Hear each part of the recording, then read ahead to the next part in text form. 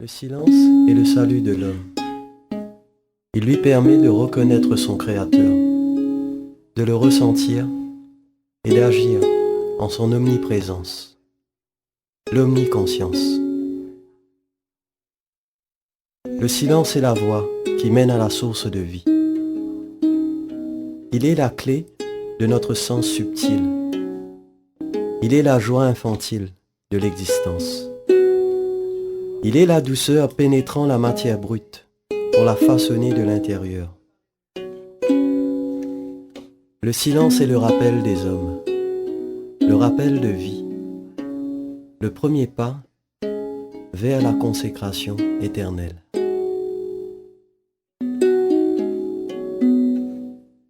Les espèces animales, végétales et minérales contiennent une parcelle d'âme. Elles sont issues de la constance naturelle. Leur prière s'adresse à chaque instant.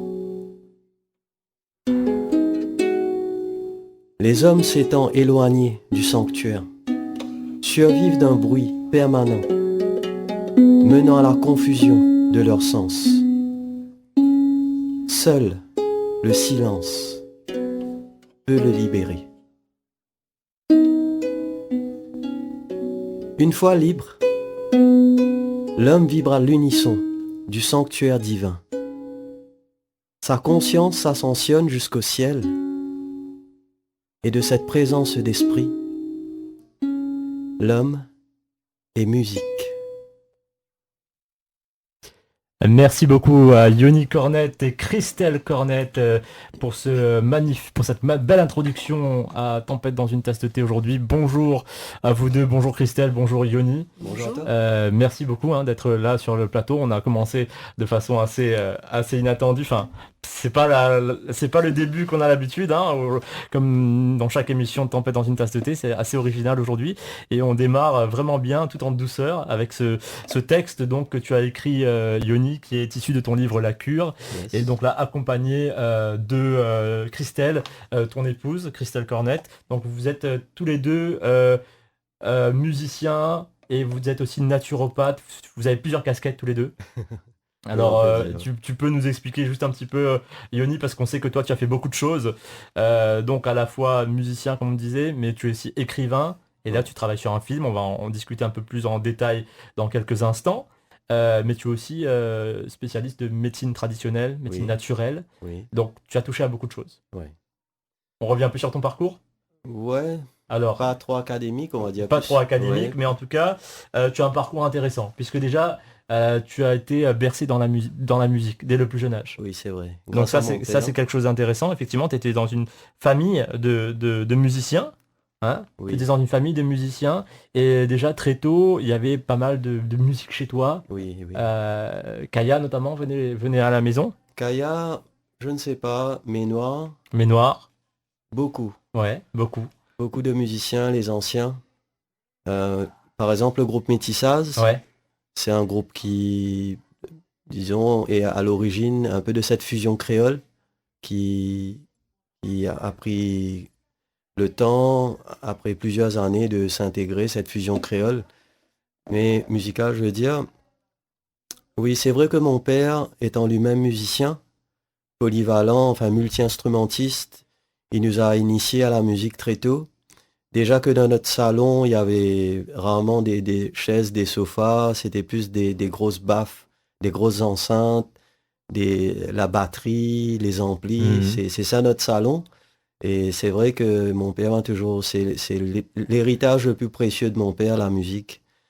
Et c'est vrai que déjà très jeune, tu avais cet intérêt forcément, donc tu étais dedans, comme on dit, tu es tombé dedans quand tu étais petit, et donc tu avais déjà des qualités précoces en termes d'écoute musicale déjà. Oui, parce que mon père, il a une bonne oreille musicale. Euh, c'est quelqu'un qui est aussi intelligent, euh, voilà, qui est aussi visionnaire. Et toutes ces qualités-là fait qu'il a une belle musicalité. Et ça t'a beaucoup aidé dans ton parcours, Yoni, puisque on sait que après tu as fait des études de musique, Ouais, d'abord au conservatoire, puisque tu as rencontré Ernest Vier, qui t'a aidé, qui t'a encouragé à faire des études de musique. Oui. Est-ce que tu peux nous raconter un petit peu, enfin, nous résumer ce parcours, parce qu'on sait que c'était quand même quelque chose d'assez dense. Ouais, j'ai commencé l'hôtellerie à être pianiste, claviériste dans des groupes de variété, avec un peu de jazz en début de soirée. Alors, j'étais au pavillon, à l'hôtel Pavillon, à côté du Paradis, vers le Monde. Et c'est vrai que de temps en temps, je rencontrais un esvier qui, lui, faisait un jazz standard band au début, plus tôt dans la soirée. Et un jour, il m'appelle, il me dit, écoute, je t'écoute souvent jouer, tu devrais aller faire des études en musique parce que tu as une belle oreille, tu as un bon son, une belle inspiration. Il te manque juste un peu de solfège, un peu de technique, un peu d'études au piano, le piano classique. Ben, ça m'a parlé. Quelque temps après, j'ai eu la chance de rencontrer une Française qui m'a fait la même proposition. Elle m'a proposé d'aller faire mes études en France. Et c'est elle qui m'a aidé beaucoup. J'ai intégré un conservatoire dans la ville de Gonesse, un conservatoire de musique classique. Le directeur m'avait prévu un cursus un peu spécialisé. Et même pour l'entrée du conservatoire, j'ai failli ne pas pouvoir entrer parce que, vu que j'étais autodidacte, on m'avait demandé d'apprendre un morceau classique. Euh, Bon, je l'ai appris d'oreille. D'après les partitions, quoi. Et toi, D'oreille, ouais. Et toi, tu savais pas les lire, en fait, c'est ça? Il fallait juste que je retranscrive tout par l'oreille. Ouais. C'était la sonate au clair de lune De Beethoven. de Beethoven. Et je l'ai fait en 2-3 jours. Je mettais la musique, bout par bout, j'apprenais. J'ai été refusé la première fois parce qu'ils pensaient que j'avais triché. Et en plus, j'avais pas forcément de toucher classique, alors que dans l'enregistrement, il y était, le toucher y était. Et c'est quoi la différence entre le toucher classique et... En tant que musicien de variété, on apprend de la variété, il n'y a pas trop de toucher classique, pianistique. Ouais.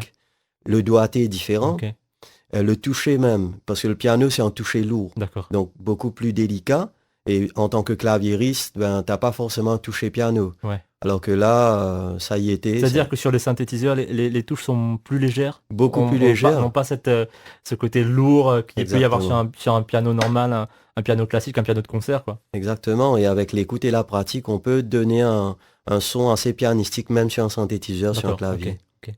Mais donc, finalement, tu as réussi finalement. Ouais, un esvier a été mon boost. C'est un ami que je respecte beaucoup, qui n'est plus de ce monde. Mais un grand musicien, je veux dire grand, parce que c'est le seul Mauricien à avoir été professeur dans la meilleure école de musique au monde, le Berklee Institute. Oui, de Boston. De Boston. Donc c'est un grand. Voilà, il m'a inspiré. Et puis quand je suis retourné à Maurice, je suis rentré à Maurice en mi-parcours. En 2007, on a fait un album ensemble, quelques mois avant qu'il s'en aille. Et c'est une belle providence. Donc après le conservatoire, j'avais un cursus d'environ 5 ans que j'ai réalisé, que j'ai fait en 3 ans, avec 2 ans d'avance. Après, j'ai intégré une école supérieure en ethnologie, ethnomusique, c'est-à-dire les cultures musicales traditionnelles. Ouais, ça, on sait que ça te passionne beaucoup et ça se ressent aussi dans la musique que tu fais, que vous faites, vous deux. Et on sait que toi, tout ce qui est justement ces traditions, ces différentes ethnies, c'est quelque chose qui va te passionner, Yoni. Et donc, donc là, tu es parti à la Cité de la Musique. À la Cité de la Musique, qui est une belle école, une grande école. Donc toujours c'est toujours à Paris. Là, c'est toujours en France, à Paris. Mais à Paris. À Paris cette fois. Là-bas, j'ai fait 3 ans. Ouais. Et ça t'a beaucoup apporté. Ah oui, beaucoup. Des rencontres. Et rencontres déterminantes avec les Mayas. Avec les Mayas. Ouais, tu rigoles quand je dis ça. Ça, c'est rigolo. Ah ouais, les Mayas, ça, il faut en parler. Les Mayas ont changé ma vision de la musique.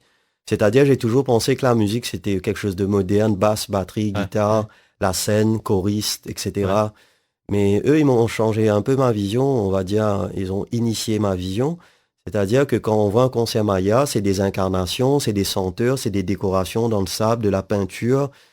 C'est des instruments complètement naturels, la sonorité est beaucoup plus riche.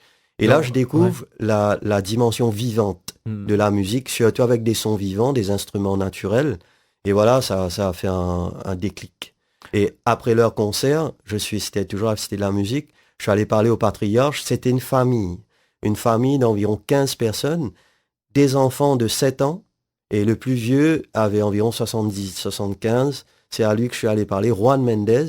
Et il m'a dit, sans le savoir, c'est là que tu vois l'inspiration d'un Maya, en tout cas un Maya spirituel, il dit, Moi qui voulais continuer en France, il me dit, il faut que tu retournes à Maurice parce que tu as une mission là-bas. Alors qu'il savait pas que j'étais l'île Maurice.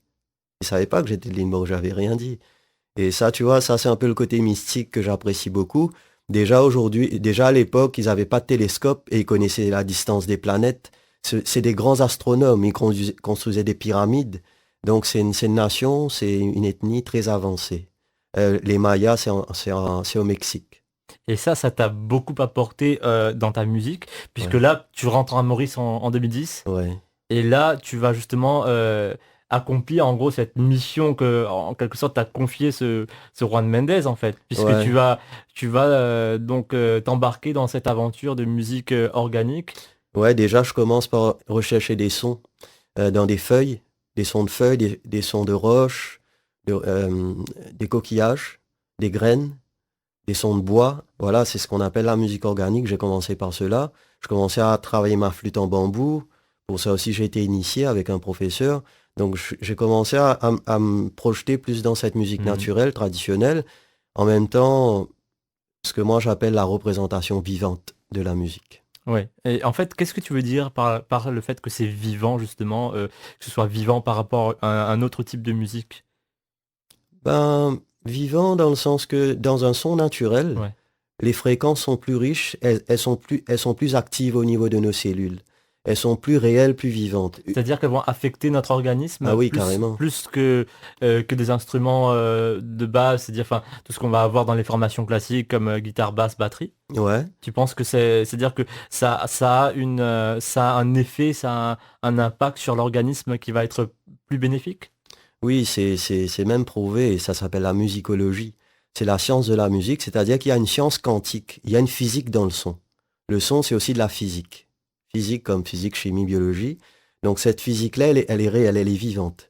Donc ces fréquences-là, effectivement, travaillent plus sur les cellules, travaillent plus sur l'énergie, parce qu'elles sont naturelles, tout simplement. Vu que le corps est naturel, le corps n'est pas synthétique, ben notre corps vibre plus, même notre cerveau vibre plus avec les fréquences naturelles et ont des fréquences. Et effectivement, c'est vrai que quand on vous entend, on entend la musique que vous faites tous les deux, on sent qu'il y a un côté très apaisant en fait dans cette musique que vous Ouais. faites. Rien que l'introduction là, avec la belle harpe que tu as entre les mains, Christelle. D'ailleurs, est-ce que tu peux juste nous décrire un peu cette harpe parce que moi je suis très intrigué. Bon, nos auditeurs ne voient pas vraiment ce que c'est, mais j'essaierai de poster une photo tout à l'heure sur les réseaux. Mais est-ce que tu peux nous expliquer, parce que c'est vraiment pas une harpe euh, classique, enfin comme moi j'en connais quoi, Mm. les harpes standards. Est-ce que tu peux nous expliquer un petit peu, Christelle? Bon, déjà, avant tout, c'est fabriqué avec un wok.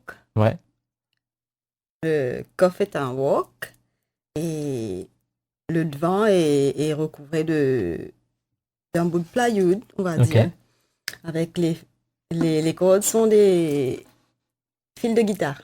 Ah, et des cordes de guitare, d'accord, ok. Ouais. Et c'est quoi les petites clés là qu'il y a de chaque côté? C'est pour les accorder. D'accord, ok, Voilà. ok. Et ça, tu l'as depuis, depuis combien de temps cet instrument? Ça fait assez longtemps, je pense. 2, 3 ans. 2, 3 ans. Et Peut-être plus. c'est ton instrument principal avec lequel tu joues. Oui, Ouais, c'est mon ami. ouais, c'est ton ami. En tout cas, J'adore cet instrument. ok, en tout cas, c'est un bien bel instrument et qui sonne très bien, hein. On Ah a, ouais. Oui. comme je dis, c'est que c'est un côté très apaisant. C'est un côté très apaisant. Voilà. Donc, en tout cas, c'est un très bel instrument, Christelle. J'espère qu'on pourra l'entendre encore. Et oui, avec plaisir, pourquoi pas. Voilà. Et donc, oui, donc ce que je disais justement, Yoni, c'est que donc toi, vous avez réussi, vous deux, en fait, à associer justement cette musique organique avec le fait de soigner des gens, puisque tu es naturopathe et que tu vas soigner les gens à travers la médecine naturelle, mais aussi avec les sons naturels. Oui, la médecine naturelle ne fait que 3 ans. Mais depuis 2010-2011, je faisais plus de musicothérapie. Donc j'utilisais des sons organiques pour faire de la thérapie musicale, surtout en priorité pour les enfants, dans les orphelinats, dans les foyers, dans les cités, c'est ce qu'on aime. Et on faisait des CD aussi, qu'on vendait au public en privé. On n'est pas dans, on vend pas dans les maisons de disques. Euh, donc en gros, on a trouvé que vraiment la musique thérapeutique, elle était utile dans la société. Et tout ça, tout ce que vous apportez, c'est quand même des choses, sont quand même des choses qui sont très nouvelles à Maurice, enfin, en tout cas, qui sont peu communes. Déjà, justement, cette musicothérapie, je pense pas que ce soit très répandu à Maurice. Le fait d'utiliser aussi des matériaux comme ça, très naturels, très artisanaux, pour faire des instruments aussi. Et aussi la musique que vous faites, cette musique organique, cette musique bio, c'est quelque chose de très, qui va vraiment sortir de l'ordinaire, en fait, à Maurice. Bon, c'est clair que je ne suis pas le premier, Ouais. parce qu'il y a déjà Ménois qui confectionne aussi des instruments avec des coups de main avec Axel, qui est un ami aussi, Ouais. c'est Axel qui vit en France, qui est professeur à la Cité de la musique. Donc Axel a aussi aidé Ménois à apporter des instruments, et Ménois aussi a fait beaucoup de recherches. Ménois, entre autres, j'aime pas trop citer les noms, mais par exemple, il y a aussi euh, le grand chanteur et qui est aussi ethnomusicologue qui fait aussi beaucoup de musique ethnique. Celui qui est décédé, malheureusement, son nom ne me revient pas. Alors là, je pourrais pas te dire. C'est Parce toi le que spécialiste, Yoni? C'est Marlène Antoine. c'est Marc-Lène Antoine. Marc-Lène merci. Antoine, voilà, ouais. Ouais. Mais ils sont nombreux. Non, mais je savais pas qu'il était. Moi, je connais Marc-Lène Antoine en tant que ségatier. Oui, sa passion, on va dire, de collectionner les instruments ethniques de D'accord, moi, plusieurs pays, je le connaissais plus en tant que ségatier qu'en tant que collectionneur d'instruments de musique. entre autres. Ouais. Et puis, il y a des fabricants de percussions, par exemple, même, on va dire, même Petit Frère, Ouais. on peut dire qu'il faisait de la musique thérapeutique Ouais. avec sa ravane. Mm. Vous savez, un instrument reste un instrument, mais ce qui fait la thérapie, c'est l'intention et le silence et la bienveillance qu'on donne à ce son. C'est ça qui fait la différence, au fait. D'où le titre, d'où le joli texte que tu nous as lu tout à l'heure, avec ce silence. Ah oui, moi je dirais que Justement. le silence dans cette vision-là, voilà, comme je l'ai lu, pour ceux qui ont un peu compris, c'est la base même de la musique. Très bien. Ben écoute, on va faire une première pause musicale. On va écouter justement un morceau que vous avez réalisé vous deux. Ouais. Donc ça s'appelle Zanfancia. Oui. Et puis on va enchaîner sur l'écriture, puisque comme on disait tout à l'heure, tu as plusieurs casquettes, Yoni. On va parler un peu d'écriture. Et puis en dernier lieu, on parlera également de cinéma, puisque tu travailles actuellement aussi sur un film. Mais d'abord, pause musicale, on va tout de suite écouter Yoni et Christelle Cornette avec le morceau Zanfancia. C'est parti.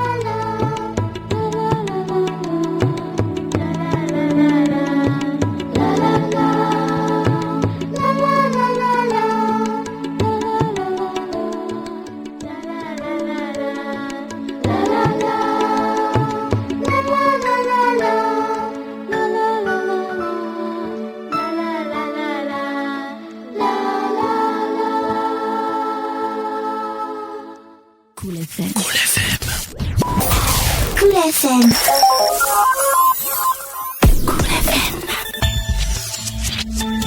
Mieux comprendre les personnes autrement capables et aussi connaître les différents services offerts par le ministère de l'Intégration sociale, la Sécurité sociale et la Solidarité nationale. Cool FM vous donne rendez-vous pour une journée d'activité à Flac-Cœur de Ville le dimanche 29 novembre de 12h30 à 14h30.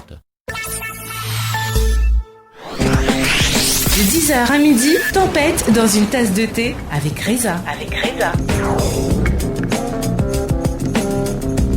Nous sommes de retour sur le plateau de Tempête dans une tasse de thé en compagnie de Christelle et Yoni Cornette.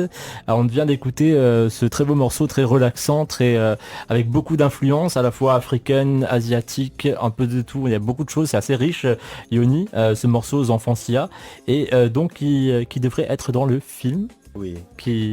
Dont on va parler tout à l'heure, mais d'abord on va parler un peu d'écriture, puisque là on a parlé de musique, mais Yoni, depuis un certain temps tu es également écrivain. Oui. Puisque en fait il y a eu une rencontre marquante avec un certain Smaïn Bedroumi il y a quelques années. C'était quand? C'était en 2016. En 2016. Alors, on rappelle qui c'est un petit peu, hein, Smaïn Bedroumi. Donc c'est un reporter connu, international, très connu. Voilà, et donc il était, il était à Maurice. Ouais. Vous vous êtes rencontrés à Maïbourg. Est-ce que tu peux nous raconter un petit peu cet épisode?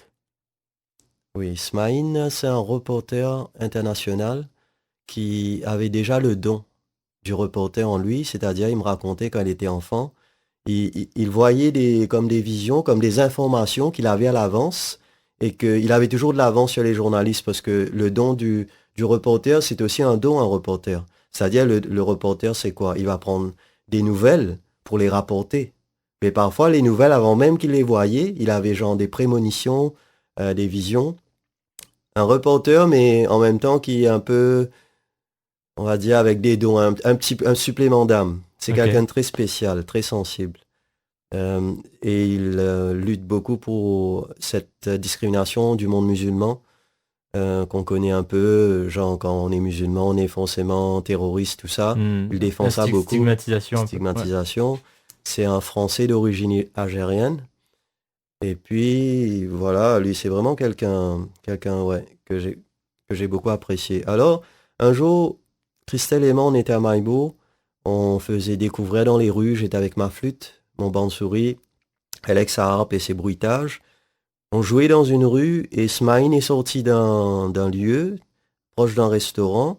Il était en interview avec un grand médecin homéopathe qui vient de temps en temps à Maurice. Smaïn voulait réaliser un documentaire sur la paix dans le monde, c'est-à-dire rechercher ceux qui œuvraient pour le social dans la société, les sciences humaines qui sont utiles pour faire avancer l'autre. Il cherchait ces personnes-là et aussi des chefs religieux, voilà. Et là, il sort de son entretien avec sa grosse caméra. Il vient dans la rue, il vient me voir. Il demande mon nom, il me dit « Qu'est-ce que tu viens faire ?» Je lui dis « Je viens présenter la musique de Mère Nature et les bienfaits du son pour notre corps et notre cerveau. » Il me dit « Mais attends. » Il prend sa caméra, il fait une interview, il laisse son interview, il fait une interview de suite avec moi. D'ailleurs, la vidéo est toujours sur YouTube. Et là, je fais une interview de 12 minutes, je parle de la musicothérapie, tout ça. Et là, juste après, il me dit, est-ce que tu peux faire entendre un sourd? Je lui dis, j'ai déjà rencontré un Chinois, j'étais avec ma flûte dans un marché à Grand-B. Effectivement, il était complètement sourd, mais il y avait des sons que je faisais qu'il arrivait à entendre. Parce que c'est vrai que la flûte en bambou, elle a des sons qui sont ultra parfois, qui montent très haut, et des fréquences hautes peuvent atteindre une oreille affectée. Mais Smaïn, lui, je ne savais pas, mais il avait perdu son audition parce qu'il avait fait un accident. Et voilà, un truc qui lui concerne, et il a perdu complètement son audition. Donc c'est pour ça qu'il me disait ça. Mais moi, je ne comprenais pas comment il arrivait à m'entendre. Au fait, il disait sur mes lèvres. C'est ce qu'il m'a dit après. Je lui ai dit, écoute Smaïn, on va essayer, on va faire une thérapie de son. Tu viens chez moi, on habitait à Trou-de-Douce, Estelle et moi à l'époque. Et on l'a invité 2 fois à faire 2 séances de sound healing. Et après les 2 séances, il a récupéré, pour quelqu'un qui avait perdu 90%, 98% de son audition, il avait des acouphènes, des bruits dans l'oreille qui étaient semblables à des camions. Imaginez le bruit qui reste, c'est des acouphènes, ça s'appelle. Et on a pu rétablir ça de 25%. Pour lui, c'était un miracle. Il y avait des sons qu'il n'entendait plus. Après les 2 séances, il arrivait à entendre... Il a récupéré, on va dire, 20-25% de son audition, que pour lui était un miracle. Et là, 3e fois, 2 fois il est venu à Maurice pour faire ça. 3e fois, il vient à Maurice en fin 2016, décembre. Et là, je vois Smaïn qui revient à Trou-de-Douce. Il me dit, cette fois-ci, je ne viens pas faire un soin, je viens pour t'annoncer quelque chose. Je lui dis, ah bon? Il me dit, ouais, tu écriras un livre de lumière, qui sera comme un enseignement nouveau et qui apportera la lumière dans l'écriture et qui, pour ceux qui le liront, je dis, j'ai pas cru, évidemment, parce que je suis musicien, j'ai jamais écrit plus de 2 pages dans ma vie. Et c'est vrai, c'est comme une prophétie. Il me fait cette prophétie, comme s'il annonce quelque chose de spirituel. Et 1 mois plus tard, je rentre comme dans une espèce de transe. Je ne pouvais plus sortir chez moi. Là, tu restes chez toi. Ouais, j'étais isolé. Tu passes ton temps à écrire. Pendant 3 mois, Ouais. j'ai écrit 21 chapitres. En 3 mois, Là, tu écris tous les jours. tous les jours. Parfois, quelques lignes, matin, soir, midi, jusqu'à 21 chapitres. Mais- Ouais, il n'arrêtait pas d'écrire. Mais là, comment tu expliques ça, Yoni? Et toi, comment tu as ressenti ça, Christelle? Est-ce que tu t'es pas dit, qu'est-ce qui lui arrive? Eh ben non, je me suis dit que il doit passer par ce chemin-là. Je pense que Ok. c'est venu pour ça. Ok. Voilà. Et donc, au bout de 3 mois, tu as réussi à écrire donc ce livre. Ouais, je La l'ai cure. édité. Je l'ai édité moi-même. Voilà, tu l'as auto-édité et tu l'as distribué toi-même. Oui, Donc, comme tout ce que tu fais, c'est-à-dire que toi, tu passes pas par le système classique, c'est-à-dire que tout est personnel, ça se fait de personne à personne. Ouais. Hein. Donc, il faut te contacter directement pour se procurer ton livre ou tes musiques ou tes albums. C'est pareil. exactement. Et est-ce que tu peux nous parler justement un peu du contenu de ce livre? Parce que moi, je l'ai lu un peu, mais c'est quelque chose de très complexe. Le livre s'intitule La cure. La cure veut dire guérison. Bon, je vais peut-être citer les 12 chapitres. Vas-y, Il y je en a t'en prie. Il y en a 21, oui, 21 je crois. Donc, origine, le cosmos, les éléments de la création, l'homme univers, les 12 gardiens, qui sont les 12 constellations du zodiaque, le cercle des 5, l'appel à la prière, les 3 mondes qui sont le monde du bas, c'est-à-dire souterrain, de la surface de la terre et le monde du ciel. Le petit peuple, c'est le monde des fées, le cycle de l'eau, Édencia, le jardin originel, disons le jardin d'Éden, mais dans une vision nouvelle. Ensuite le chaman qui veut dire un guérisseur. Ensuite le retour du roi. Le retour du roi, c'est l'arbre à tabac, le tabaka. Le tabac mauricien, qui est une plante salvatrice, qui est une plante qui est très forte, qui est la plante roi, la plante divine pour les Indiens, pour les Amérindiens surtout. Le 7e continent, c'est un chapitre qui parle de la proto-histoire de Maurice, c'est-à-dire qu'avant Maurice soit ethnicisé, Maurice avait déjà une proto-culture. Malcolm de Chazal en parle dans un de ses livres qui s'appelle L'île Maurice proto-historique, folklorique et légendaire. On va dire la légende de Maurice. Ensuite, il y a un chapitre sur le silence, donc la méditation.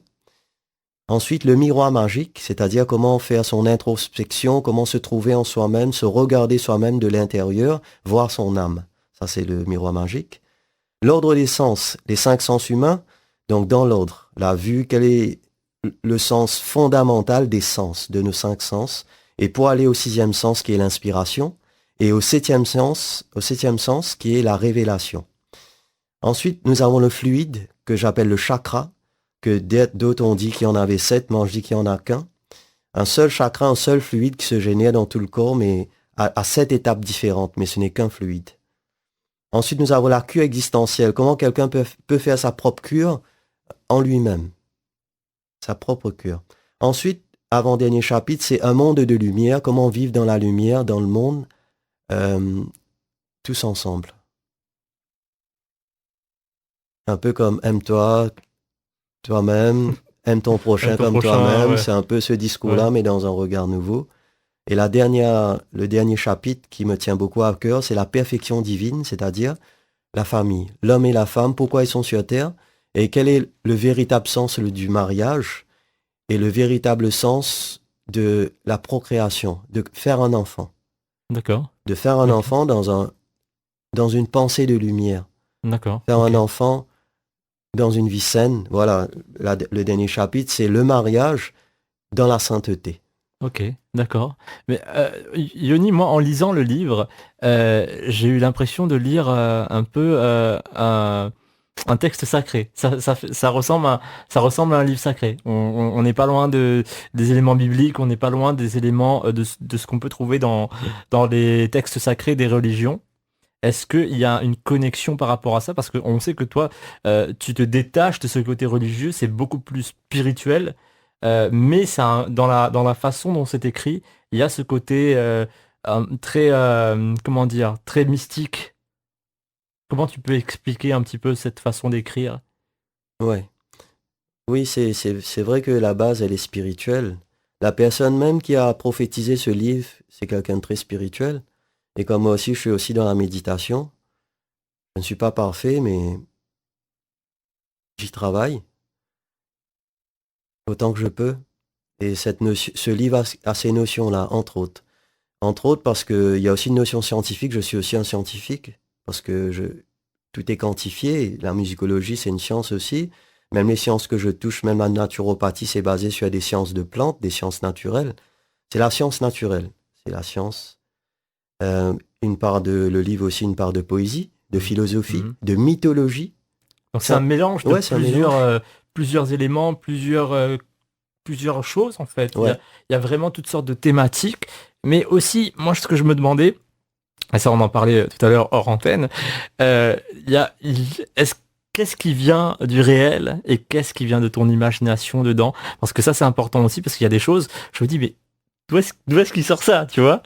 Quand tu parles enfin, tu vois, du petit peuple, du peuple du milieu, tous ces trucs-là, enfin, toutes ces choses-là, tu vois, je me dis, d'où ça lui vient?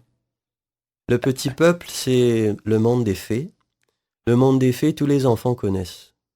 Les fées, il y a plusieurs interprétations dans les dessins animés. Les fées, on voit des petites filles en petites jupes, très colorées avec des ailes. Ça peut être une représentation, mais les fées, c'est tout simplement des énergies. Ce sont des énergies qui travaillent dans la terre, dans l'eau, dans le soleil, dans le vent. Ce sont des énergies qui sont réelles. Parce que c'est ce qu'on appelle les 4 éléments. Les 4 éléments ont leur énergie qui travaille. Et les fées sont des représentations de ces éléments-là.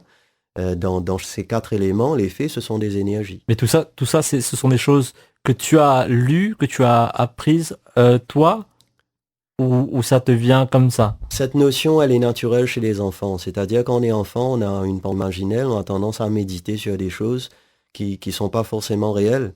Et ces choses sont fondées quand même. Parce que après, quand on va dans la science, on comprend que ce sont des énergies. Mais avant d'aller chercher trop de connaissances, on le comprend plus dans une façon féerique. C'est-à-dire que toi, tu l'as écrit d'une façon un peu féerique, justement, avec ce regard d'enfant. Mais derrière, il y a de vraies énergies qui sont définies par ce que tu es en train d'écrire, en fait. Par la science quantique, on définit les énergies. Donc, en fait, c'est très imagé, mais en fait, il y a un véritable sens derrière. Ah, définitivement. Voilà. La science quantique prouve tout cela. Mais en fait, pourquoi justement... La physique quantique, pardon. Pourquoi justement tu passes par autant d'images, toute cette imagerie pour arriver à quelque chose d'aussi, comment dire, d'aussi clair en fait, d'aussi défini, d'aussi scientifique? Parce que l'être humain est composé de plusieurs dimensions. Intellectuelle, émotionnelle, imaginelle, entre autres. Pour moi, il y aurait 9 dimensions, comme les 9 chiffres. C'est une science quantique. Les 9 chiffres équivalent à 9 dimensions qui font partie de nous. C'est pour ça qu'il y a des personnes qui sont un peu plus intellectuelles, de plus émotionnelles, voilà, un peu plus rêveurs, mais dans une seule personne pourrait contenir tout ça. Et toi, moi, tu as essayé de mélanger justement tous ces éléments pour définir ton écriture, en fait, c'est ça? C'est moi. Ouais. Je suis comme ça. Je suis habité par toutes ces choses. Alors Yoni, tu parlais tout à l'heure du 7e continent, on va y venir, mais d'abord on va faire une nouvelle pause musicale, puisqu'il nous reste déjà pas beaucoup de temps. On va écouter le deuxième morceau, donc Right. Right, et là j'aimerais bien de vous présenter la voix de Christelle, Ondine. Ondine, c'est son nom de scène. Right, c'est un morceau qui la met en valeur. Allez, on écoute la voix de Christelle avec ce morceau, et puis on parlera du film durant les minutes qui nous restent. Allez, c'est parti, on écoute tout de suite.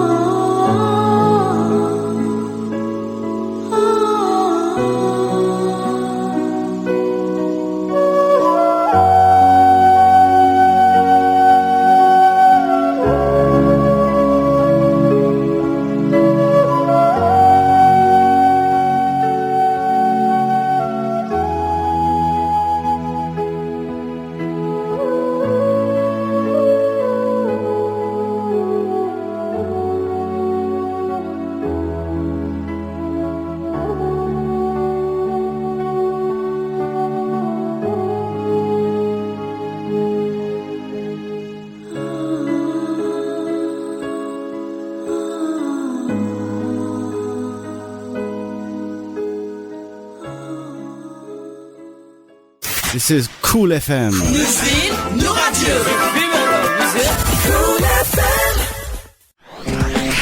De 10h à midi, Tempête dans une tasse de thé avec Reza. 10h51 sur les antennes de Cool FM. Vous écoutez Tempête dans une tasse de thé. Nous sommes en compagnie de Christelle et Yoni Cornette et on vient d'écouter la belle voix de Christelle sur le piano et la flûte de Yoni. Donc avec ce morceau Right. Et donc tu nous disais Yoni que c'est un morceau inspiré d'une légende scandinave. Une légende scandinave. Et qui sera dans le film dont nous allons parler maintenant, le 7e continent. Yes. Mauricia, le 7e continent. Est-ce que tu peux nous expliquer un petit peu rapidement, durant les minutes qui nous restent, ce projet, puisque après la musique, après la médecine traditionnelle, après l'écriture, il y a le cinéma. Tu ne t'arrêtes jamais. Ouais. Bon, le cinéma, c'est un ami, Loïc Mola, qui me l'a inspiré, qui est lui aussi, il a travaillé longtemps avec Luc Besson. Ouais. Il est acteur, cascadeur, il a joué dans des films comme Danny the Dog, Banlieue 13. Champion de Kung Fu aussi. 3 fois champion de France de Kung Fu, Ouais. c'est un ami. Et un jour, il me dit, Yoni, écoute, t'as une belle écriture, pourquoi t'écrirais pas un film? Et voilà, il me met ça dans la tête, et pareil, un mois plus tard, j'écris un film, ce film-là, en 2 semaines, un long métrage. Donc toi, en fait, à chaque fois, tu fais des rencontres particulières, d'abord avec Amaya, ensuite avec Smaïn Bedroumi, ensuite avec Loïc Mola, qui à chaque fois vont avoir, il y aura une prophétie à chaque fois qui va se réaliser. Ouais, c'est c'est ça ça. La transmission, elle Ok, est importante, voilà. ça fait partie de la culture. Donc il y a en gros quelques personnes comme ça qui t'ont poussé à faire des choses. Ouais, c'est vrai. Yann Esvier, entre autres, Ouais, il y en a voilà. plusieurs. Mon Voilà. professeur de flûte, tout ça, Ouais. Bicham Churomoni. Pour venir au film, c'est un film qui parle de l'île Maurice en 3 dimensions. Déjà, cette proto-histoire Donc, que tu j'ai parlais tout à l'heure, imaginée, ouais. comment les gens vivaient quand il n'y avait pas de technologie. L'île Maurice, je parle même avant les esclaves, après Avassigat, Ouais, avant bien tout avant ça, tout ça, bien avant avant tout ça. l'ethnicité, Ouais. il y avait une culture proto-historique et voilà, on se guérissait avec les sons, les infusions, Donc, c'était une C'est un culture retour à la nature. ouais, Vraiment originelle. Une vie vraiment dans la nature. quoi. Originelle. Ouais. Mm. Et voilà, ce film, la première partie du film, c'est ça. La seconde partie, c'est l'île Maurice d'aujourd'hui. On voit les gens, mais l'île Maurice d'aujourd'hui, mais dans sa merveille. Ouais. Parce qu'il y a de la merveille dans la société, il n'y a pas que des scandales. Le film parle que il y a une lumière dans ce film. Ce film, c'est pas un film de suspense, de scandale, de noirceur. non. C'est de toute la positivité en fait. Ouais, voilà, on va dire ça comme ça. Et la troisième partie, c'est comme une part de documentaire interview. On part vers ces êtres de lumière à Maurice qui sont parfois cachés, qui vont nous révéler leur histoire, leur science, leurs enseignements. D'accord. Et le plus important du film, bien sûr, c'est que les rôles principaux seront joués par les orphelins. C'est un premier film à Maurice qui sera consacré qu'aux orphelins. Ouais, on sait que pour toi c'est important, Yoni, puisque tu t'es retrouvé orphelin assez jeune. Oui, j'ai perdu ma mère à l'âge de 9 ans. à l'âge de 9 Voilà, ans. donc pour toi c'était important justement cette question de transmission aujourd'hui, de représenter un peu les orphelins, Oui, donc à l'image de ce qu'avait fait la chanteuse Joséphine Baker. Ah oui, c'est voilà, magnifique ça. Voilà, donc elle avait adopté je crois 12 enfants. Beaucoup plus que ça. 12, enfin moi je sais j'avais lu qu'elle avait 12 enfants. Elle a acheté un château avec Ouais. son argent. Parce C'est que une des premières danseuses noires d'Amérique. Voilà, parce qu'elle avait pas pu procréer. Oui. Je crois elle avait eu des problèmes pendant la Deuxième Guerre mondiale. Ah oui, tu as... Ouais, donc oui, ouais. voilà, c'est ce que j'ai vu. Et donc donc pour toi c'est un modèle. Et donc ce que tu aimerais c'est justement faire ça, reproduire ce genre de modèle à Maurice en travaillant avec les orphelins, en leur apportant justement quelque chose, créer un centre dédié. C'est vrai que le but de ce film, ou même de tous mes projets, c'est de créer un centre d'enseignement initiatique, artistique, dans tous les domaines, aussi dans les sciences naturelles, je veux dire les médecines traditionnelles, tout ça, la méditation, ce que moi j'appelle les sciences initiatiques. Alors dis-moi, Yoni, quand est-ce qu'on pourra voir ce film? Est-ce qu'il est en travaux? Est-ce qu'il est... Où est-ce que ça en est? Ça en est que Loïc Mola devait venir, c'est lui qui réalise le film, il devait venir en janvier, mais avec le nouveau confinement, on va devoir peut-être tout faire nous-mêmes et envoyer la bande pour ce qu'il le réalise en France. Il habite en Belgique. Mais pour ça, c'est d'où l'intérêt de se communiquer là tout de suite. On fonctionne actuellement sur un fundraising, un crowdfunding. C'est-à-dire on demande le soutien participatif du peuple mauricien pour ses enfants. C'est-à-dire, pas seulement financier, don de soi. S'il y a quelqu'un qui veut faire des dons aux enfants d'instruments de musique, de vêtements, de transport, entre autres, il y a tellement de services qu'on peut rendre dans un projet de cinéma. S'il y a des caméramans, des preneurs de son, d'images et de lumière, de studio, qui veulent nous aider, bien sûr, c'est un crowdfunding, c'est gratuit. Moi aussi, je travaille gratuitement. Et bien sûr, les bénéfices du film, s'il y en a, serviront une partie à la création du centre et l'autre partie à acheter des effectifs, des instruments pour ces enfants parce qu'ils le méritent. C'est un beau projet en tout cas, Yoni. Malheureusement, on n'a plus beaucoup de temps. Je donne juste mon contact. Je te dis, ouais, carrément, donne-le nous, comme ça, tous les auditeurs pourront justement te contacter pour ce genre de donation, pour ce don de soi, comme tu dis. Je t'en prie, à toi la parole. Il y a le Facebook, Ouria et Ondine. Ouria, c'est O-U-R-I-A. Et E-T, Ondine, O-N-D-I-N-E. Ouria et Ondine, ça c'est le Facebook. Ensuite, le téléphone, c'est 5 4 5 7 77 61. 4 5 7 77 61. Merci beaucoup Yoni. Alors on va juste rappeler pour ceux qui sont intéressés qu'il y a un événement à venir très bientôt. Donc ce sera à la fin du mois de décembre. Yes, le 27 décembre, un dimanche, de 17h à 19h à Tamarin. Donc vous verrez ça sur le Facebook. C'est une rencontre wellness dont on va faire de la musique thérapeutique, on va faire des infusions, des tisanes. Donc un peu la musique qu'on a pu entendre tout à l'heure. Voilà, aussi. Donc on pourra bien se détendre. En live, en live cette fois. Ça va être cool. Ouais. Et puis méditation, et puis une donation. Ouais, okay. La donation pour les petits. Super, donc rendez-vous, on se retrouve sur le Facebook de Ouria et Ondine. Merci beaucoup, ça a été un plaisir de vous recevoir tous les deux sur le plateau et d'avoir discuté avec vous. Merci de votre présence à tous les deux. Et bravo, bonne continuation dans tous vos projets. Alors, je tiens à remercier également Ashish à la technique. Merci Ashish. Notre émission aujourd'hui sera un petit peu raccourcie car il y aura une animation en direct de FLAC à partir de 11h30. Donc Tempête dans une tasse de thé pour aujourd'hui, c'est terminé. Dans quelques instants, le Flash Info. Allez, bye bye les amis.